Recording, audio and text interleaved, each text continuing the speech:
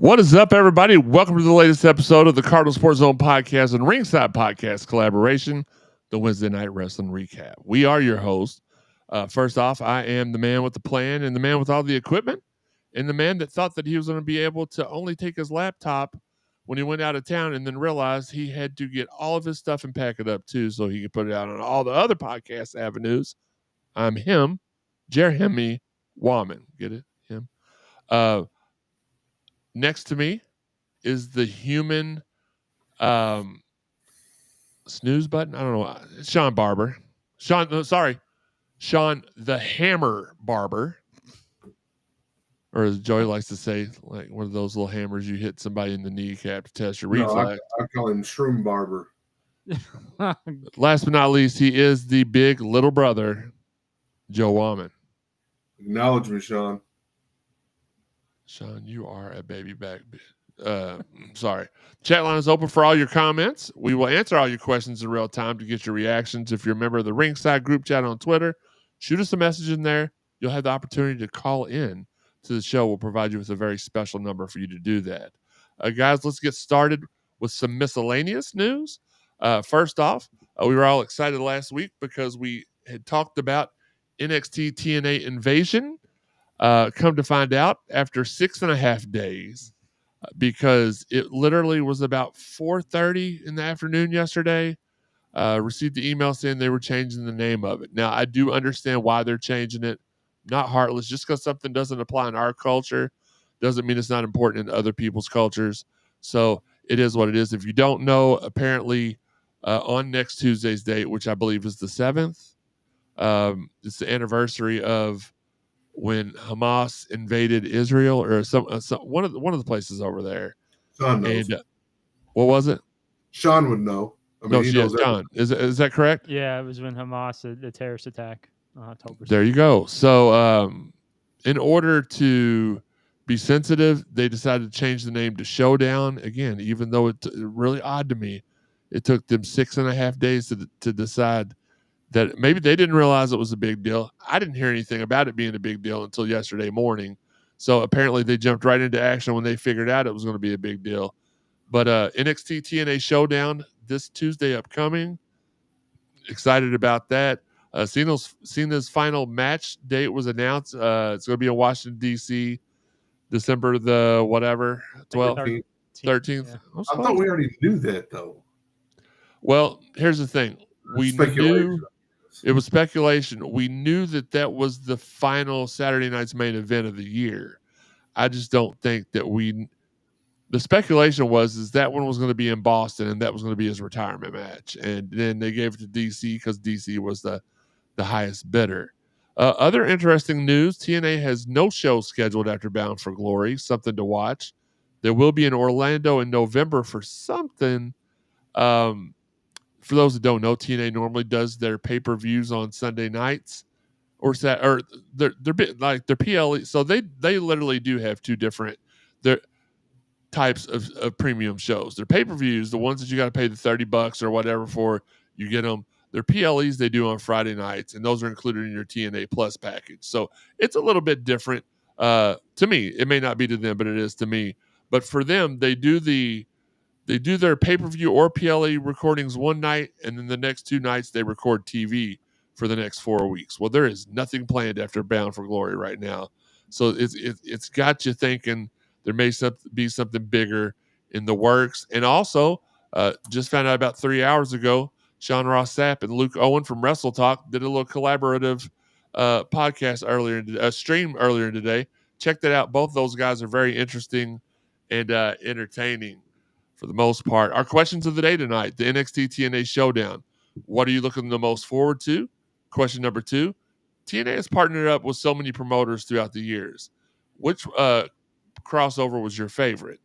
And third, lastly but not least, what is your favorite botch? Meaning something that has happened that shouldn't have happened. Plenty of examples all around the wrestling world the last few weeks, from WWE Shop ruining a return to WWE.com this week ruining a return to a referee for some reason freezing and thinking she only had to count to 2 in a match from this week. We'll let Joey tell you about that here in a second.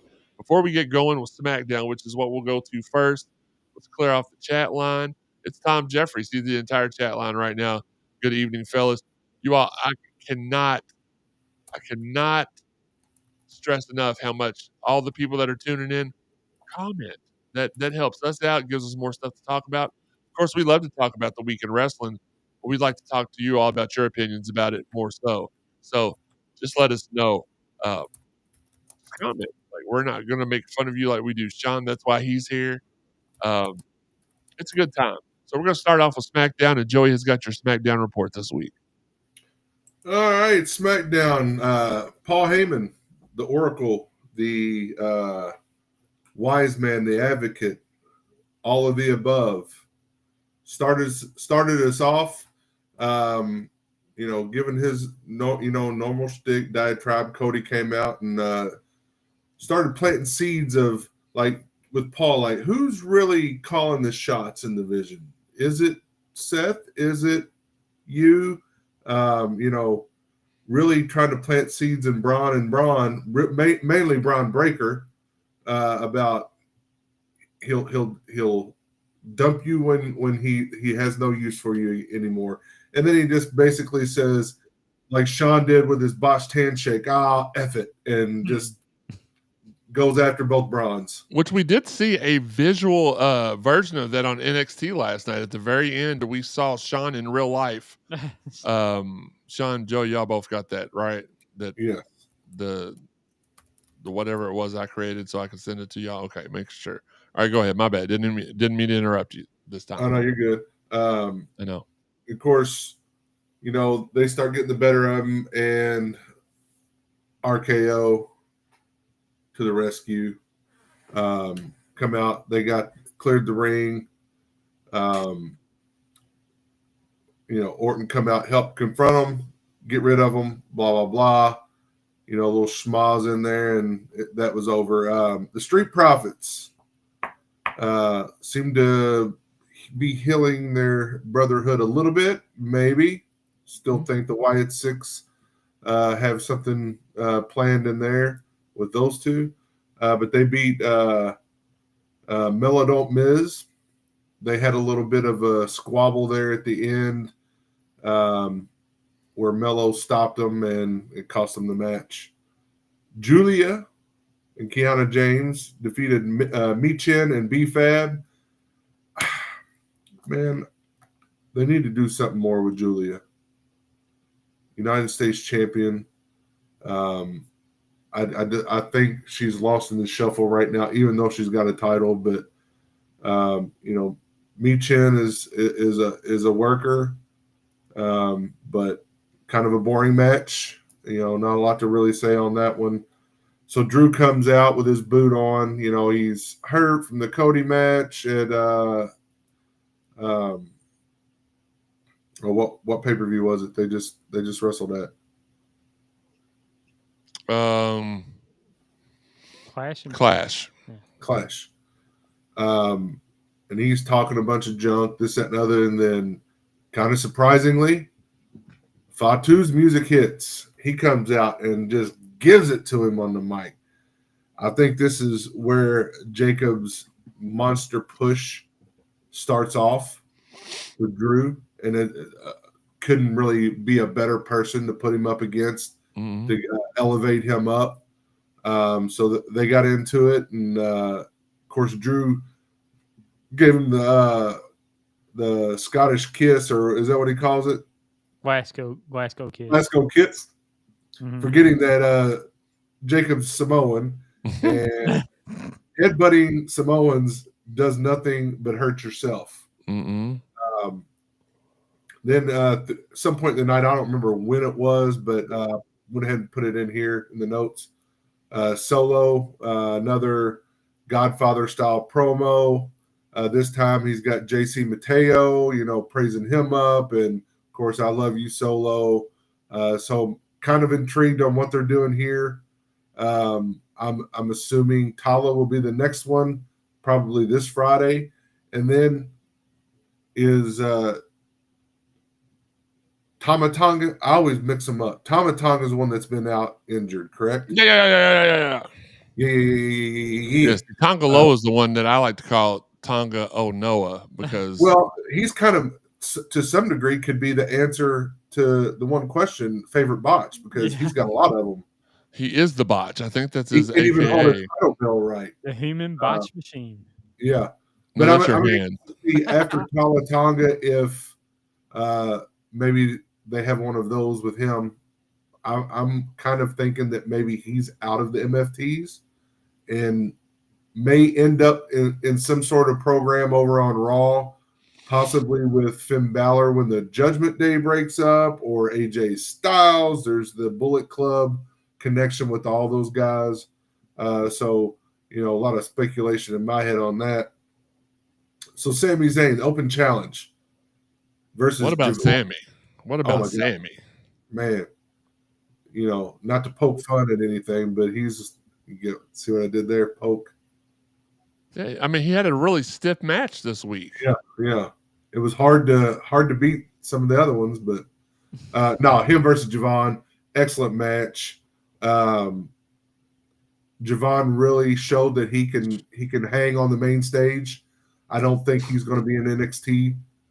Get it, hang? Yeah. I don't think he's going to be on NXT too much longer. Can we honestly take a second to talk about him really quick? Because here's the thing.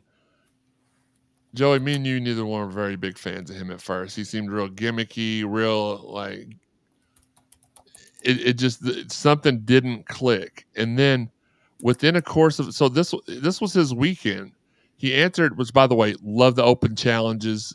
Always have. Cena did it the best, but Sammy's trying to follow in that same shadow by getting unexpected people. I almost wish they hadn't have teased that on Homecoming because you knew it was going to be Javon this week. But on Friday, he wrestles Sami Zayn. Saturday, he beats Josh Briggs. Sunday, they announced that he's going to be, and I'm so excited for this. And for those of y'all that don't know who Leon Slater is, or don't know much about him, he's the youngest champion in TNA history of any kind. There's a reason he has shot up the ranks in the last 9 or 10 months. And when I found out Sunday that he was going to be wrestling Javon Evans at Bound for Glory, that's going to be the match of the night. Sorry, TNA, I don't care who you're trying to. You might as well put that as the main event. What I hope I don't hear. I told Steve this earlier. There's a possibility this could end up being a top 10 all-time great wrestling match. What I don't want to see, and if y'all are, I know there are some TNA representatives listening. I know that Stanford tunes in from time to time.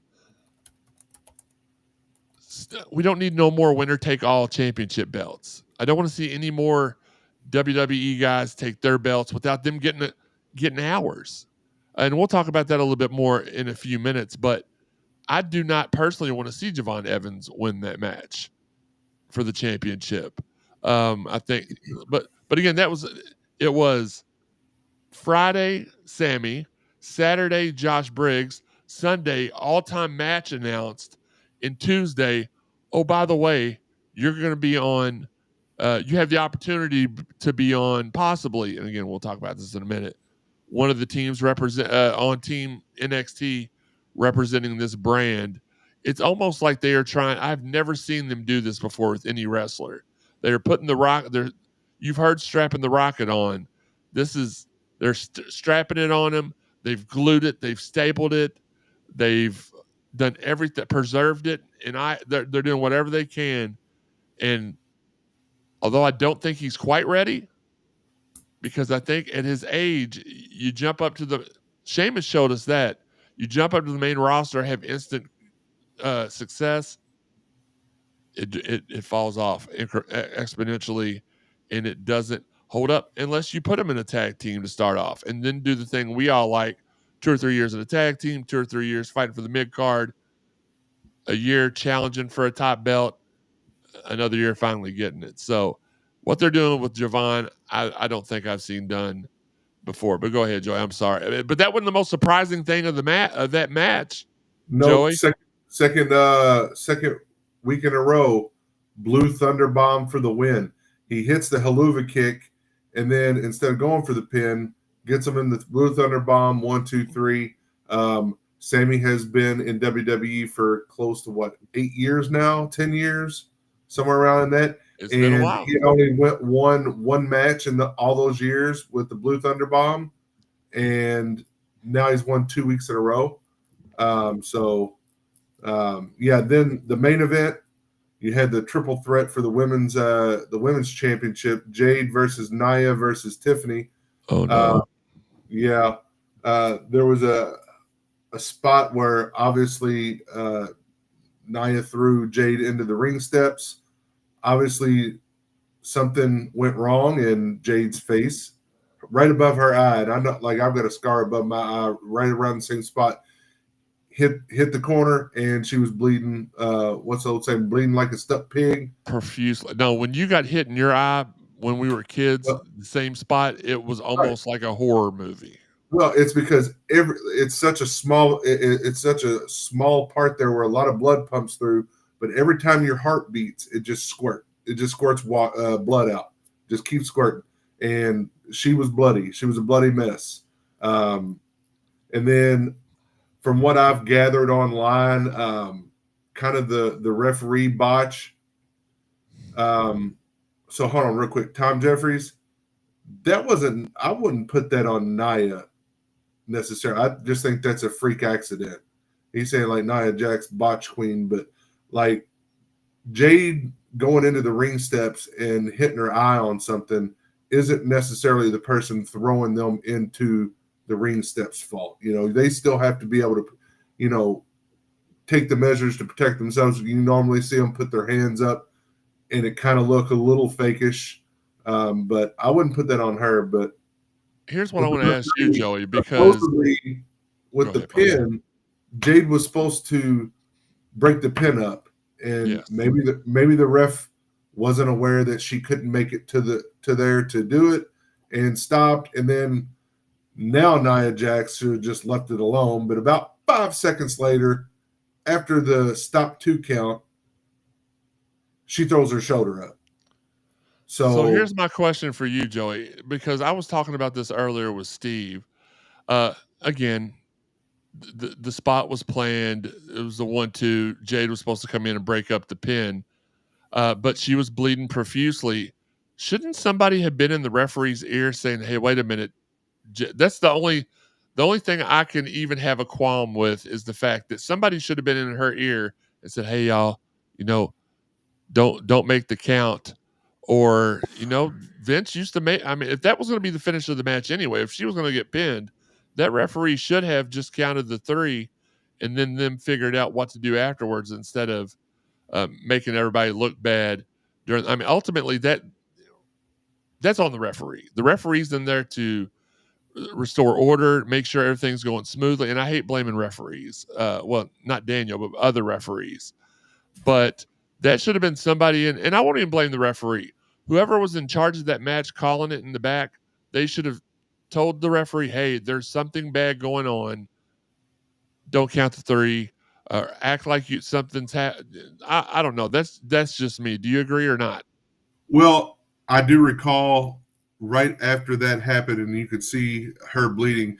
Referee Daphne, I forget her last name, and I know her first name's Daphne. You see her get on the headset, and she goes over and tells them, "Go home." You can see her say, "Go home." So she said it towards even Jade, like telling Jade, we're going to the finish. So I think the finish was for Jade to break it up, then Tiffany to get up there and hit the prettiest moonsault and get the pin. So, right, I think the producer should have said, she can't break up the pin. Make sure to tell Nia to kick out. Because for Nia, she wasn't supposed to kick out. It was supposed to be a broken up pin. So I think the blame can go around to a lot of people. Sure.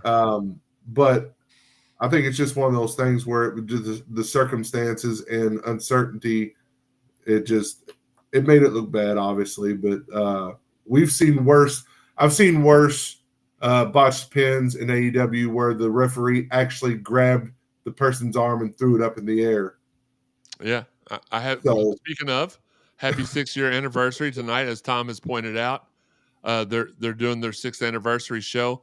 AEW fans, and we'll talk more about AEW later, but they feel like things are turning the corner in AEW and starting to get good again. I very honestly told Tom I haven't seen much of a difference except for they brought back the mini pillars, Darby and Jack Perry. I've not been any more or any less interested in it, but we'll save that.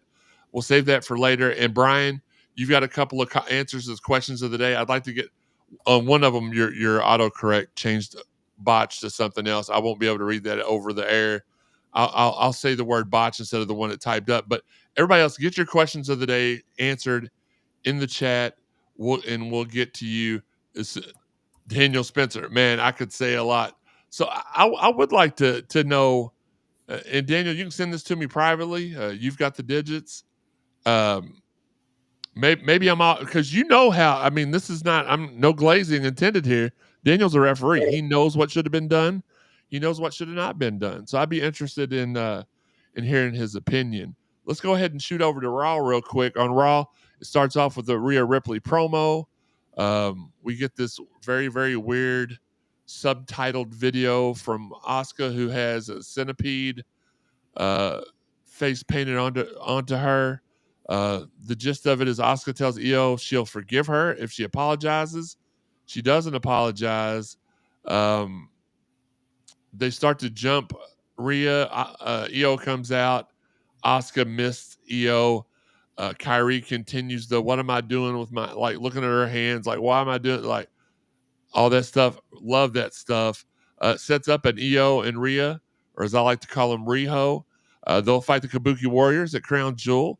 8 a.m. kickoff on Sunday. Is it the 12th? Saturday the 12th. No, right? Saturday. No, Saturday's the 11th. I only know that because BFG is on the 12th. It's on the very. So, by the way, Teresa told me to tell you all we are having a. Do what?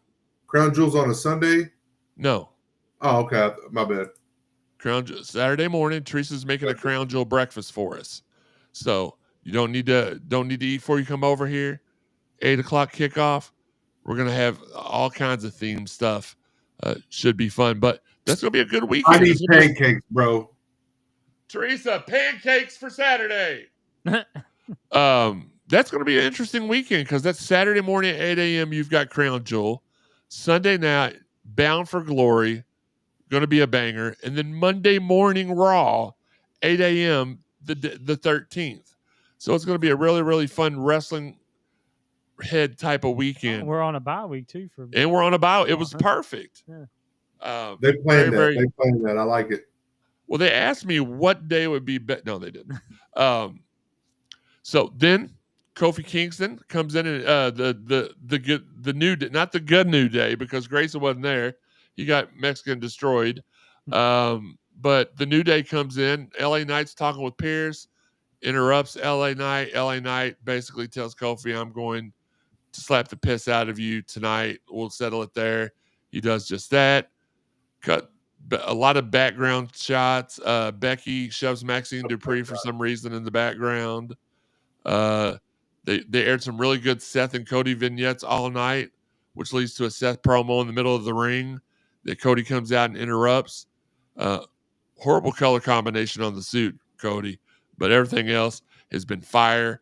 The Bayley Lyra stuff has been really good. Bayley asked Lyra to come out and be in her corner. Lyra was like, no, I can't do that. You're going to have to do it on your own. Then she starts to get double teamed, and ultimately Lyra comes out after Bayley gets the victory and helps out. They tease more Lyra drama after the match. It's pretty good stuff going on over at Raw. For some reason, Dominic Mysterio clean upset Rusev. I would like to have seen some shenanigans or some tomfoolery or some disqualifications. No way Dominic Mysterio can clean pin Rusev. Sorry. You're trying to make him into a believable main eventer. Don't do stuff like that. AJ Lee. AJ Lee defeats the Americanos. Now I know what you're saying. AJ Lee wasn't there, but I'm talking about the most electrifying new tag team, AJ Styles and Dragon Lee. They beat the Americanos, which got names this week for some reason. Blase and blah, blah, blah. And that led to the main event, the Usos versus the Bronze. That match goes about how every Uso and Bronze match has went. I don't remember if it was during the match or after the match. Roman comes out to even the odds, and you see it's really, really interesting stuff going on at the end of Raw, where Roman's almost like validating Jay's behavior, and you can see Jimmy looking real distraught. I don't know what to think about that, because I'm a big Jimmy Uso guy, right? I don't want to see him go down the same path as Roman. I want to see, and I thought Roman was a face. Now he's a heel. Like, he was talking crap the entire way back to the curtain. So I don't know what to think. Shawn, what did you think about the end of Raw the other night? I think it's an interesting choice. They're almost bringing back the bloodline, and what's weird is it's almost like they're setting up Jay to be the tribal chief and Roman to be the wise man, or I don't know what like a person above the tribal chief would be like, because like his dad was like above Roman, right? Roman was a tribal chief, but his dad was above him. And it feels like that's sort of setting up now, Roman taking that spot and Jay being the tribal chief. But I don't know why you would turn Jay heel, because Jay is still mega over. Roman is over as a face, so it doesn't quite make sense yet. And I'm hoping there's something that will either make it make sense, or maybe it's just kind of a little swerve just to throw a little curveball. I'm trying to get some super secret information. Can you hear me, Shawn? Yes. Yeah. So the elder, like an elder, is what they, kind of like sliding Roman into the Rock's role. Yes. Mm-hmm. I don't like it. I don't like it. So if you remember, when Roman first came back, he cut that promo and he says, "Some things change, but not me." And he repeated that on the way back, like on what you were talking about, Jeremy. He repeated that again. I told y'all, some things change, but I don't. Like, right. I don't, even though we think he's a face and the crowd cheers and he does some face things here and there playing to the crowd, I don't think he has, like you said, he's ever changed. And with Jay, long-term storytelling, I think this is from the very get-go, this has been kind of in-game, like, to build him into the title. And Andrade has just returned to Dynamite. Did he really? Sorry to interrupt you like that. That's all right. But I do feel bad for Jimmy, because he's kind of been in limbo with the big Jim thing, kind of bouncing from thing to thing. They just put him back with Jay, and now but for real though, like, just like have him be like what he was when Jay left the bloodline, and Jimmy was still hanging with Roman. There's no crowd reaction, by the way. They're all just standing there. I have it muted, so they may be, but they're all just standing there with their hands in their pocket. Tom Jeffries wants to know, does Nia Jax breaking Becky Lynch's nose count? Yep, that counts as a botch. And yet he also mentions, I spoke about the anorexic pillars of AEW with Jungle Jack, and who was the other one? Darby Allin. Orange Cassidy returned this past week. I guess he wasn't on a 90-day non-compete. He's right in the middle of the ring there. Daniel, our guy Daniel, says, I know what was supposed to happen, what actually happened, who got in trouble, who took responsibility, and what to do in that situation to avoid it all. Absolutely. So, I mean, and I knew he would. That's why I mentioned him in the show. So, yeah, he's got a lot of experience with. Well, no, what I'm saying is just like in anything, you mess. So they say it all the time. They're live TV, right? They don't get to do any retakes or anything like that. So there are times when things happen like that, and it's just a learning experience for the next time, that way they don't make the same mistake twice. So just like that with any line of work you're in. Absolutely. Let's take a little trip down to the hottest. And listen, when I say this, I'm including TNA in this because NXT and TNA have almost been a joint. I mean, not almost. They have been a joint effort. You take one away from the other, it's not been as good either way. So both have been on fire for about the last few months. And hold on, I'm trying to check something out really quick. So let's go ahead and get into it. Oop, wrong button. No Mercy recap. As we said earlier, Javon Evans beats Josh Briggs. Then there was the women's speed title stuff. Reed taken out due to injury. Sol Ruka retains over Jada Parker. Ethan Page beats Tavion Heights. JC Jane beats Lola Vice with the help of a masked assailant that was revealed on .com accidentally later on in the night. That could be a botch of the week if you want. And last but not least, in a surprise. I mean, I was surprised. Ricky Saints topples Oba Femi. They had been talking about Oba versus Trick for this showdown that they were going to have. They had teased it during the pay-per-view and then failed to mention anything about it. And then we saw who the captain. So it's obviously just completely wiped. They're not planning on having anything title versus title heavyweight match there. But great NXT pay-per-view. Great TNA pay-per-view on Friday Night Victory Road. Biggest news from that was Ash by Elegance retires. That leaves the title vacant, but no worries. There'll be a battle royal where the last two women in the ring will fight for the title later in the night. The only WWE girl in it wins it. Yay. I'll explain my frustration with that in a minute. It was, and I forgot her TNA name, Lee Ming Lee. Yi Ling Yi. Yeah, Lee Ying Lee. Okay. Versus Kalani Jordan for the Knockouts title, and Jordan wins it. I don't like that. Mustafa Ali beats Moose for the Bound for Glory advantage in Hardcore War. Can't wait for that. Frankie Kazarian beats Steve Macklin for the International Championship. We have a new International Champion. And then Joe Hendry, Matt Hardy, Zachary Wentz, Santana, Slater, Leon Slater, The System, and Cardona and Hometown Man win their respective matches. I give it a solid 4 stars. I'll be honest with you. One of the things that you can say about TNA is that they are cultivating new stars. That's something they didn't do for a long time. Just in the last year, you've had Joe Hendry, Jordan Grace. Now you've got Leon Slater. The Hardy Boys have been on fire. I mean, that's not cultivating a new star. That's just watering the grass, if you will. They're doing such.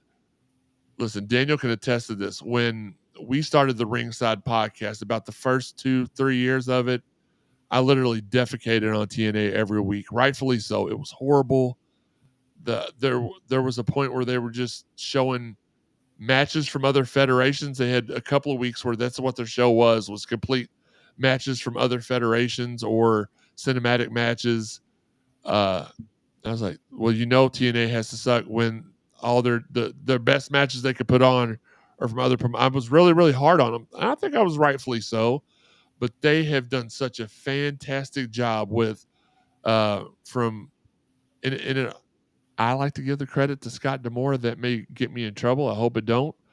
He really turned it around from turning it into from Impact to TNA, from the partnership beginning to all the stuff going on.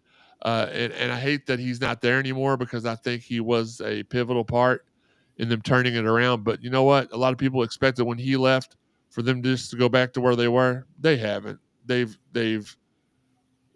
really tore it up, and I'm very happy to be a wrestling fan and be able to turn into most of the things and be entertained in TNA. If you gave a comeback of the year award for a promotion, it would have to be, and this is not from this year, this is from the last several years, they would get my vote for comeback promotion of the year. Bound for Glory matches that I know of so far, and Daniel could probably help us out with this if I miss any. I know that Leon Slater versus Javon Evans, a dream match that many thought we'd never see, well, especially not this early. That's going on for the X Division Championship Order 4 versus the System in Hardcore War. And then the TNA Heavyweight Championship will be defended as Trick Williams faces Santana. I hope, and pray that Santana brings the belt back home to TNA. And I like that. Talking earlier with people, and I'm like, I like that they are, and I hope this is what I hope.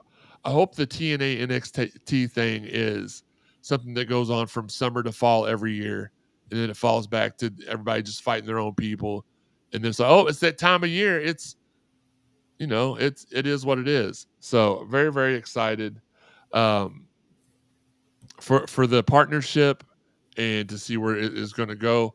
Let's go to NXT last night. An interesting NXT as Ricky Saints comes out and gives his celebratory speech, only to be interrupted by JC Jane. She comes out and is like, we got a lot to worry about with TNA, da-da-da-da-da. Then Ava comes out. Santino comes out. The pop he gets every time is just out of this world. It's announced that Ricky Saints, JC Jane, Kalani Jordan, and Santana are named the captains. Trick thinks he's a captain. Teams will be announced later on in the night, and that will be the main event. Is the actual summit, which they have done phenomenal with going panning backstage and seeing everybody talking with each other this week to last week, showing all the TNA people infiltrating NXT from angle to angle. It was just so awesome. You get to the back, and Leon Slater and Javon Evans, they're enemies. They're not supposed to be talking, but they're hanging out like a couple of bros, and having a good time, talking about their Bound for Glory match when the Cullen comes out and starts trouble. Tag match announced for later. Jada Parker defeats Lash Legend in a really good match. Ethan Page comes out to cut a promo, and you kind of had the feeling that something was going to happen, but I know a lot of people thought it was Dr. Wagner Jr. that was going to come out.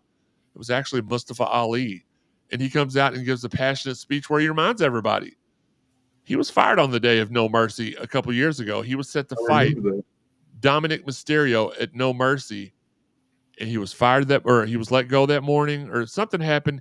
He got future endeavored, and it actually ended up being Trick that defeated Dominic for the North American Championship and got that belt back home off the main roster. He reminds everybody he's still owed a North American title match. It's booked. It's Dom. It's Dom. It's Ethan Page, which as of right now, I think he would have to be strongly considered as NXT. Like if Oba wasn't there, I think he'd be a shoe-in for NXT Wrestler of the Year so far. But I've always been a big Ethan Page fan, even back to when me and Daniel saw him over at I think it was Grindhouse was still putting the Daniel, you can correct me on this. We were over at Grindhouse's arena. Not really sure they were putting the show on or not, but he was there. We were supposed to talk to him. Got so upset when we didn't get to, but I think he's doing a matter of time before he's caught up to the main roster. But him versus Ali is going to be one heck of a match. Josh Briggs versus Miles Bourne for a spot on the men's team. The complete Matt Cardona comes out, interferes, helps Miles Bourne see the light and not see the light, get the 3, go to the back. TNA people are questioning Santana's questioning Joe Henry and Jordan Grace's loyalty, which didn't really make sense to me. The Joe Henry thing I get, but Jordan Grace has been a member of the NXT roster for months now. Why would he even consider her for Team TNA? I don't know, but that's what happened with that. Lola Vice versus Fallon Henley for a spot on the women's team. Lola wins. That back fist, man. I'll just tell you what, Damian Priest, you better never mess up and say nothing slick to her, because she will show you her knuckles. And then in the back, Laney Reed reveals to Fatal Influence that she was the masked assailant, which WWE.com had already beat her to it and told people that. Leon Slater and Evans versus the Cullen, lights out match. And if that tells you anything, their match last night as a team, just wait till they go against each other at Bound for Glory, Sunday night, October the 12th. The teams are finally announced. There's a melee. Here are the teams, which I love the fact you see the logo in the background They just repurposed the Invasion one. Looks really nice, really sleek, really smooth. Shout out. It kind of ruined my hashtag though, man. And again, I didn't know anything about the reasoning behind. Had no idea about any of those events. But my hashtag was capital T, capital N, lowercase v, capital A, TN Invasion. And I thought it was really catchy. And I'm not the only one that said it. Sports Illustrated said it. Bleacher Report said it. Becky Lynch said it. The last part's not true.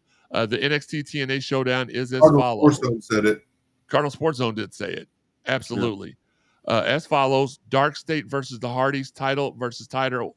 Winner takes all. Don't like that at all. I don't need to see all the titles in one company unless the Hardys are going to take that victory. Oh, yeah. They are. And I'm okay with that. But I don't know why you build up for the titles at Bound for Glory. So hear me out. I don't see why you would made all this, you've done all this work building Dark State up. They're the hot thing going in the tag team division, just to have them lose to a couple of older gentlemen. But the Hardys versus the Dudleys do not need to be a title match at Bound for Glory. That's why I think that Dark State's going to take both sets of titles.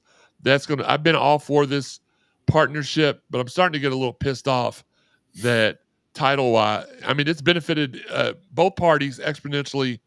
Everything else, every otherwise, ratings, merch, everything. I don't need to see all the titles on NXT wrestlers. I just don't. You've got Ethan Page versus Mustafa Ali for the North American Championship. Now initially they said we were going to have 2 5-person Survivor Series type style teams. We ended up with 4, which was JC Jane, Sol Ruka, Jada Parker, and Lola Vice versus the Inspiration. Sade, I forgot her. Jakar Jackson. Well, yeah, but I want to be respectful and call her by her TNA name. I just know it's Sade and Kehlani Jordan. So that's a good matchup. That's a solid matchup on both sides. I don't know, other than the fact I probably would have substituted Zarya for Jada Parker, but Jada Parker's been doing her thing. It's hard. That's why I wish it would have been 5, because you could have thrown Zarya there. You'd been like, these are the 5 people that's got to go on the hottest right now. But it is what it is. The men's showdown is as follows. Ricky Saints, Trick Williams, Miles Bourne, and Javon Evans versus Santana, Leon Slater, the original TNA legend, Frankie Kazarian, and Moose. I like that match too, but here's what I almost wonder. I almost wonder if we get to about 30 minutes before the match and Trick has just gotten on Saints' nerves so much, the Saints tells him, look, I'm the captain. I never said you were the co-captain. You said it. So you're off the team. And they find somebody to fill in, and Trick ends up costing Team NXT the match. I truly believe Team TNA is winning that men's match. I don't have a thought either way about the women's match because they're also equally talented. But I think we're going to see some sort of a swerve where Trick gets Twick Williams feels slighted and ends up helping TNA. I'm not going to call it Trick and A because that's disrespectful. TNA get that victory. And let's get the chat line cleared out, and we'll go to first off, Brian Cross. No, we're not going to put that on the screen. I forgot. Question number 1, question of the night. Trick turning on Team NXT to give the win to Team TNA, which we had just said. Number 2, my favorite partnership TNA did back in the day was when they first started doing the World Cup and bringing in stars from Mexico, Japan, and Canada. I would have to say my favorite one, taking the WWE one out of it, was the one they did with Lucha Underground. So they've worked with everybody. Lucha Underground, New Japan, All Japan, Summit Japan, Part of Japan, AEW, which I think was the least fruitful out of all of them. And not just because I'm sour on them at the moment. The one they're doing now has been really, really good. Question 3, obviously my favorite botch was from the SmackDown Women's Triple Threat main event. Okay. So he likes torture. And then he says, if I have to pick another, I would pick the from WrestleMania when Becky won the triple threat match in the main event, but Ronda's shoulders weren't down and the refs still counted. The refs can't always see all, though, bro, but I get what you're saying. That was pretty bad. Tom Jeffrey says they're chanting "Holy crap." Well, I'll be honest with you, Tom. They could have been chanting whatever they wanted to. They looked silent, motionless in the crowd. I get that you are and that's why we got your opinion on AEW every week, because we know that there are people that are wrestling knowledge challenged that do like I'm just kidding, TJ. But I'm watching it muted. And there wasn't a person in that crowd that was moving, that looked excited, that looked like they were surprised. The lights only went off for two reasons on Dynamite the last couple of years, and that was for Andrade or Aleister Black. So I knew, and you knew it wasn't Aleister. So it is what it is. Wes Brocky says NXT versus TNA is about to be fire. Can't wait for it. The cinematic matches from the Hardy compound were amazing. And they really started the cinematic match, the movement, if you will. And then Tom also says they need to keep Ethan Page and Chelsea Green together. Brother, I could not agree more. It's been money. It's been awesome. And I really, really, really love to see it. Let's get to, you know what? Tom, you want to talk about AEW? Let's talk about AEW. This is from Dynamite last week. They opened with a promo by Hangman Adam Page, and he praises Kyle Fletcher. Brodito defeats the Gates of Agony in an AEW tag team title defense. The conglomeration is backstage, and Mark Briscoe gives hints that they'll have a third man in a 6-man tag match later. Hints that it's Orange Cassidy. Another botch, spoiler alert. They had already announced the prior week that Orange Cassidy was returning. We all knew who it was. Hangman Adam Page. Sorry, the spelling of Page is throwing me off. It's not. It's like Wes Brocky spelled it. Hangman Adam Page defeats Lee Moriarty in an AEW title defense. FTR comes to the ring and talk with Tony Schiavone. Jesus Christ, did he write this? Schiavone says that they had to pile drive Beth Copeland. Like there was no other choice. Willow Nightingale interrupts and praises Beth Copeland and says women like her are the reason why she's a wrestler. MJF cuts a promo on how he lost to Briscoe and vows to come back better than ever and taking that top spot. The conglomeration defeat the Don Callis family. Why? I have no idea, because they were much, much smaller, and it made no sense to me. But also, where's the conglomeration been for 6 months? Like, they were the conglomeration, then they weren't, and now they are again. That's the type of stuff we talk about, though. Like, right. You know what I mean? Jack Perry's been gone for almost a year. Darby Allin had been gone climbing Mount Everest for some reason when his company needed him. Rusev was gone for a long time. Where's Britt Baker? Where's Keith Lee? Keith Lee. Wardlow was out for a year, came back for like 2 months, and then was out for a year again. And then he came back and got hurt, and now he's out for another year. Yeah. Anyway, Kyle Fletcher challenges Hologram on Collision after the match. TNT Championship versus the Streak. Hologram's 34-0, and he gets put on the shelf that weekend on Collision. Claudio beats the Hobb Death. Okay, commas. Claudio beats Hobbs, comma. Death Riders come out to jump Hobbs, comma. Samoa Joe and Hangman make the save. Isn't Samoa Joe part of the Ops group? Yeah, okay. Well, he was at least at one point. Tony Khan did something pretty cool. Announces new women tag team championships are coming in the future. I would like to have seen them be a little different than the men's, other than just having a splash of color on them.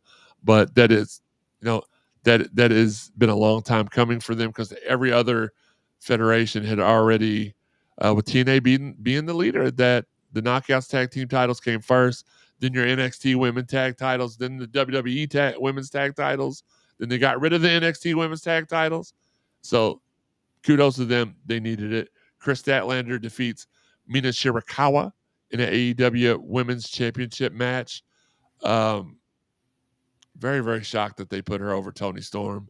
I'm a Statlander fan, but I would like to have seen her get a longer run with the TBS championship before defeating somebody who seemingly could never be beat and she just comes in and does it. And I know what TJ's thinking. Man, y'all are criticizing everything about AEW.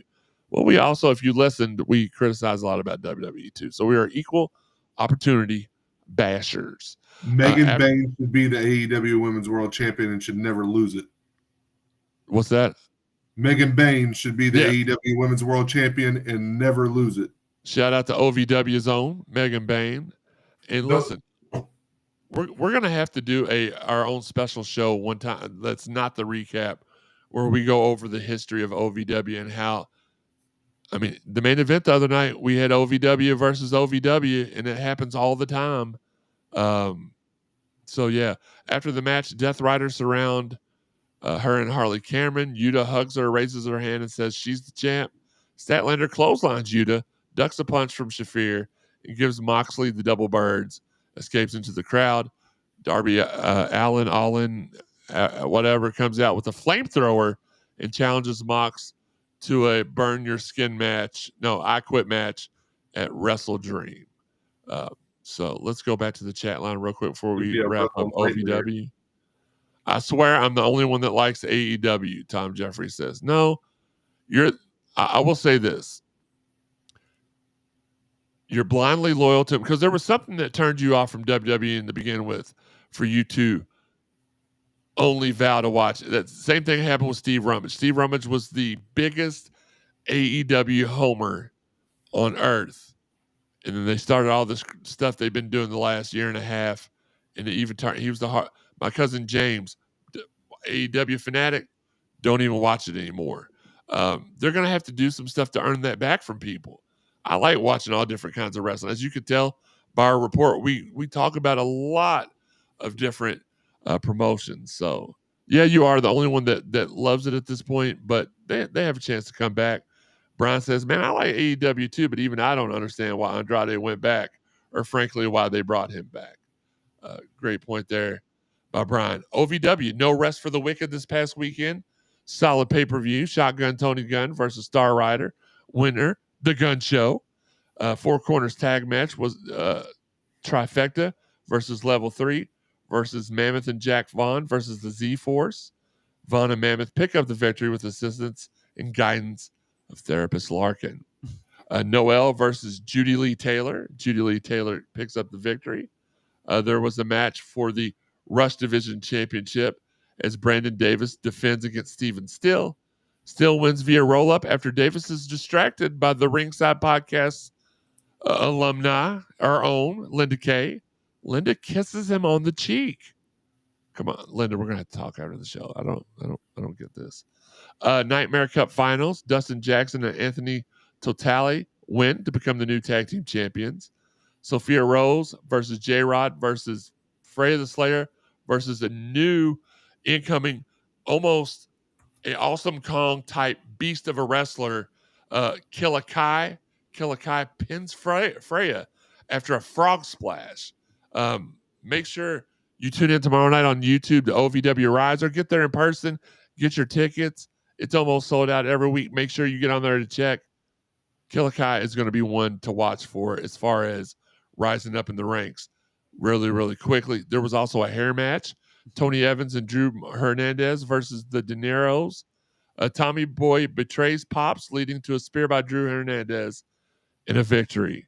Jake Lawless fights the OVW heavyweight champion Cal Hero. Cal Hero takes the victory. And in a shocker to some, the United States champion Eric Surge loses the United States championship to Big Zoe. It's Zoe time. Zoe wins due to referee stoppage and new. We'll kind of go over Rise next week over what else is going on, but a lot of good stuff. Again, the questions of the nights. 1, NXT TNA Showdown. What are you looking the most forward to? Number 2, TNA has had many partners in the past. Which is your favorite? And last but not least, what is your favorite worst botch or even a good botch? I mean, some botches end up being like my favorite good botch was the Nia Jax Becky Lynch that turned Becky Lynch from a woman to the man. Let's go ahead and wrap things up for tonight. Great show. Appreciate all y'all tuning in. Daniel, waiting for you to text me. In closing, I want to shout out our fine sponsor, Abdul at CapGo, CAPGO, Championship Belts. Go search for them on Facebook. They'll make any current or any dream compilation that you create. I've got one that I've created. I love it. We've got a lot of people that watch the show. That Wes Brocky has got belts from them, loves it. His buddy at his work has bought them. Other members of the Ringside Podcast, CSC collaboration have got him and absolutely loves his work. So check him out. Add Cap Go Championship Belts on Facebook. 3 separate words. Send Abdul a message. You will not regret it. Final bell, closing thoughts. Busted Open 24/7, continuing to roll. Bubba, Dave, Mark, Tommy, and the crew. Appreciate what y'all do every day. I know Joey listens to it at work from time to time. I have it on all day. Well, all day. I have it on from 9 to noon every day to see their opinions on stuff. Sometimes they give me some ideas on stuff to run on the show. Speaking on them giving us ideas, do we need a stipulation? This is my question of the night to you all, since our fans aren't really answering too much. Do we need a stipulation for the showdown matches? Should there be a prize at the end of the night for whichever company wins the most matches? For example, Team TNA wins. They get the Performance Center for a month. Team NXT wins. They get the Impact Zone for a month. Or what? I mean, I know there's not a stationary Impact Zone anymore, which I miss. I think that added something special to Impact. But Shawn, you first. Do you think that a stipulation is, oh my God, I think he just killed Orange Cassidy accidentally? Speaking of botches. Shawn, is there a stipulation needed? I think it would help. I don't think it's necessarily needed. I think I want it more than need it. All right. Because I think the matches themselves already set up a lot of conflict that's going to come later on. Because you've got, like, for instance, the Trick Williams thing that you brought up. You got Kalani Jordan. Whose side she really on? Right? Stuff like that. But it would spice it up definitely if you had something along the lines of, say, if TNA wins, some of the wrestlers get to be on Raw or SmackDown, right? If NXT wins, they get the main event of a TNA pay-per-view sometime in the future. Have they already been doing that, though? Kind of, yeah. But, well, you could have 2 NXT stars face each other in the main event of a TNA pay-per-view. I'm going to try to pull something. And Daniel, I did not see it because I don't look at my phone while I'm doing the show, because, as you know, hosting the show, it's a lot of work. Or Shawn Michaels gets to book a TNA show. I need Shawn Michaels to forgive me and unblock me on Twitter. Go ahead, Joey. Your thoughts. Did Joey freeze on us? Joey, are you there? Yeah, I can now. Okay. I was wanting to make a point earlier. We're talking about the Hardys versus Dark State. So with the Hardys versus the Dudleys coming up at Bound for Glory, maybe – so it's supposed to be 2-on-2, but the other 2 members of Dark State come out, and during that match, the Dudleys make their return to even the odds out during that match. Possibly. Okay. And I think if the Hardys do win the NXT Tag Team titles, so that puts them one up on the Dudleys, right? The Dudley Boys never held the NXT Tag Team titles. So then maybe at Bound for Glory, the Dudleys do win the belts. So now that they're now kind of equal again as far as the titles that have been held. But my botch, I'll never forget this. Kevin Nash versus the Giant. Oh my Kevin God. Nash goes to powerbomb the Giant, and the Giant doesn't get his big head up high enough. Oh. And when Kevin Nash powerbombs him, he lays him right down on the back of his neck. And we both looked at each other and said, the Giant's dead. I thought he had been. He obviously wasn't, ripped. but I thought he was dead. I thought he was dead. That's a good one. But no, as far as like a prize for it, I don't think so. I'm hoping that the prize for TNA and is good, as much as I like Ethan Page and as good as he is, I'm kind of hoping that Mustafa Ali wins the North American Championship. I think one thing that TNA has done with some of the discarded WWE guys is they have made them better. Yeah. They have Mustafa Ali, Ash by Elegance, Dana Brooke, Lee Ying Lee, Xia Li, just to name a couple there. Even Matt Cardona, he's went everywhere, but he's a bigger name now because of other places and going other places. So I would not mind with the backstory with Mustafa Ali to see him win that North American title. And it can be defended again at Bound for Glory and go back home. I think at Bound for Glory, a lot of the titles return to where they're supposed to be at by their respective brands.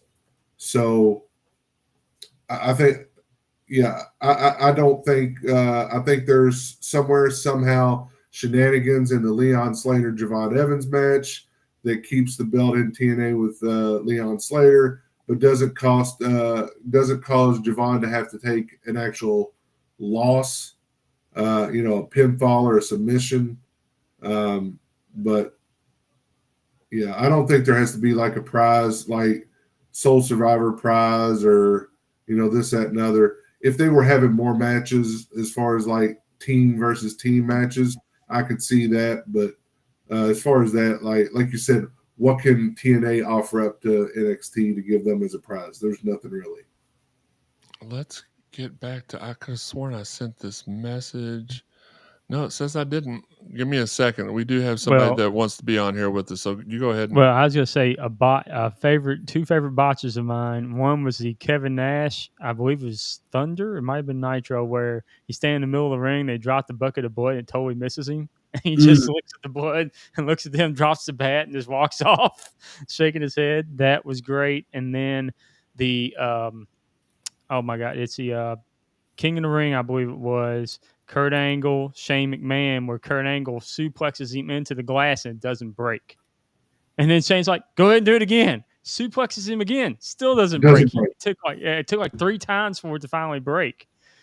That was like a cool botch because the fact that Shane would allow him to keep trying after landing on his head twice is insane. But those are 2 that came to mind when I thought about botches. Well, I don't really know how you could we could talk about botches without mentioning the biggest botch of all time, which is the Shockmaster. Oh God. Yeah. That what about when Miss Jackie got her top pulled off by accident? Oh. And she was on somebody's shoulder, so the referee couldn't just easily wrap a shirt or a towel or anything around her. That was a very good botch. Well, let's also not forget one of the. As I wait just a second before I bring our guest on, our special impromptu guest, locally. Do you all remember when Ricky Chevy tried to get into the ring for the Nightmare Rumble, and the ropes clotheslined him back out of the ring? He couldn't fit through the ropes. Didn't he just turn around and go back to the back? I don't know. He didn't. Let's go ahead and bring him on. He is Ringside Podcast host original. It's our guy, Daniel Spencer, TNA official, senior official, Daniel Spencer. What's going on, Daniel? What's up, bro? What's going on? What's up? What's up, guys? I don't know what happened, but you're like I can't see you anymore. So I don't know. It's all. I don't know if you can see me. Can you see me? Am I John Cena to you guys right now? No, we can see you. You ain't John Cena. We're John Cena. Y'all John Cena. I guess y'all are. I don't know. I didn't know you were the. We're the never seen 17. Yeah, the greatest of all time, John Cena. Get it right. I'm waiting. See, I can't see Jeremy's face right there. I don't know what it is. I don't know what's happening. You know what it is. It's his normal look. Let me, because I think it's real. Yeah, it is my normal look. Let me try to you refresh your browser. I'm gonna pop you out and then bring you back in. All right, let me refresh it. All right. Oh, and I've kicked everybody out of the screen. No, Joey. we're still here. It was just. Oh, I just changed the. Now I've kicked them out. Okay. They're all gone. Yeah, I'm back. Yay! Let's go. Let's get Daniel back in here. That's TNA senior official. We feel very. Our first guest is one of the co-creators of Ringside Podcast, along with myself. So, all right, here we go. Daniel Spencer, everyone. Yay! Now I can't see you. Now you are John Cena. That did it. So you can see us now, but we can't see you. Okay, there we go. Now I'm John Cena. You can't see me. Better the other way. No, we can see you now. We can see you now. There we go. There we go. I like it better it's the shirt. It's the shirt. Yeah, it's absolutely. The shirt. So let's get your right. opinion. And then, by the way, I'm supporting the Veal always, right there. There you go. Listen, you did bring up the point the other day that there were 2 Louisville Cardinals in the main event of the paper premium live event or whatever y'all call them the other night. So that was pretty cool. Yeah. Main event that as well. Myron Reed, the diehard Cardinal fan. So he was in the main event. So shout out to him. Let me. Once to say he's froze anyway. Try it again. I'm back. I'm back. Right. There we go. How about that? It's live TV, pal. He's back. I think it's my Wi-Fi. I think it's what it is. I had my Wi-Fi on when I took it off. Hey, Will said he's got Shawn's his Wi-Fi is as bad as Shawn's.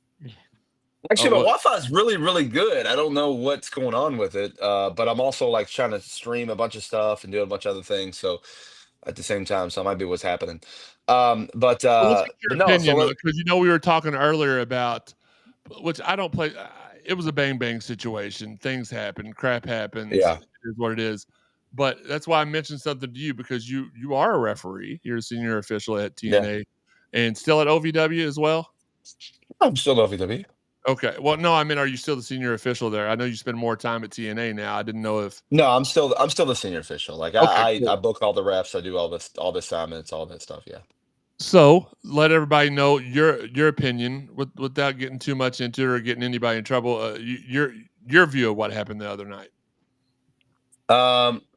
So I'll just suggest what my assumption is that Jade hits the nice big move that would look like it was going to be the finish on Nia. Nia's laying there as the count's happening. What is supposed to happen was Tiffany was supposed to break up the pin and then steal the win right there for the 1, 2, 3. Nia, though, shout out to Nia being the professional she is, internet wrestling community out there.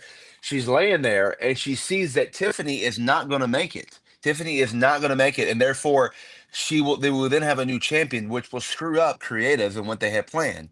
So therefore, she kicks out at that moment because Tiffany was late on the save.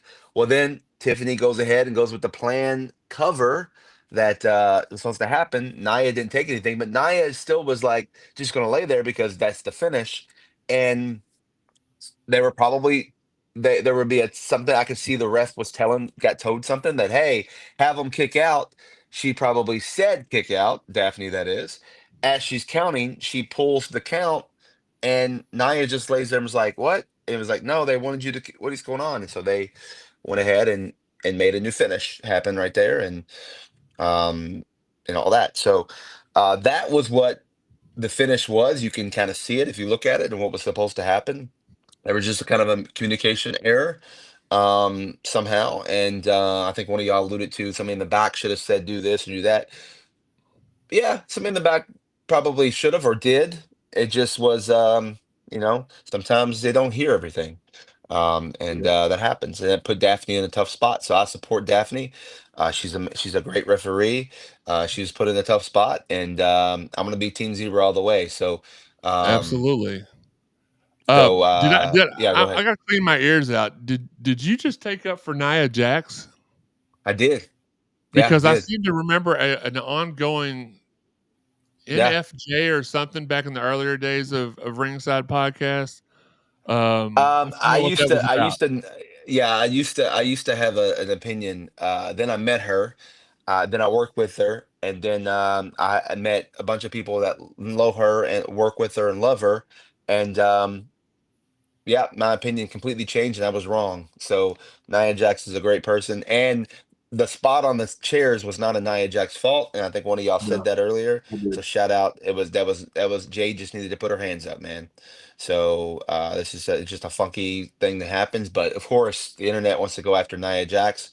So Nia is unfortunately Nia is just always in these situations because Nia is stronger and bigger than most people and the most of the women, and she's the easy target. You two guys are big guys. You guys are the easy target, being the big guys, right? And we know Absolutely. Sean's for some reason y'all's the easy target. I don't know why. Like Sean, I love you, buddy. I don't know why they pick on you all the time. So, You know anyways, why? Because he's 40. Are you 43 now, Shawn? Yes. Yeah, he's 43 and still has not felt the touch of a woman. That's why he's our easy target. hold on, but that's we don't know that. We just assume that because he may No, be he's keeping told a us secret. that. He may be Yeah. he may be keeping it a secret. He Well, may be then like that's the dumbest secret known to the history of mankind. He would get on here and scream from the mount. He would shout from the mountains if that He happened. would get up and be like, helicopter, helicopter, helicopter. You're saying he'd pull a Sami Zayn? Oh my Well, no, because he's got a KJD. I've never. Gosh, he's got I've a never. KTD. What's a KTD? That's a guy who used to wrestle KJD, OVW. Ken Jong, and you throw the rest of it in. Oh my god. Joey is certain that Shawn has a Ken Jong. It's a whole thing. It's a bit. Yeah. I've never By seen a wrestler. by the way, here's my Earl Hebner doll. Say hi to Earl Hebner. Hey, what's up, Earl? I've never Probably seen a not wrestler very in my life as excited to wrestle as Sami Zayn has these last few months. He has been, and he's had some stiff competition, but Yep. nothing Hard to to hang beat his him. head on. Yeah, it's hard to beat him. Yeah. Something for him to hang his Yeah. head on. I hate to point that out, but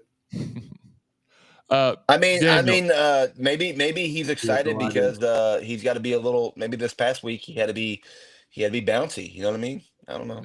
Very. he's been bouncing for about 2 months. He's been bouncing for a little bit.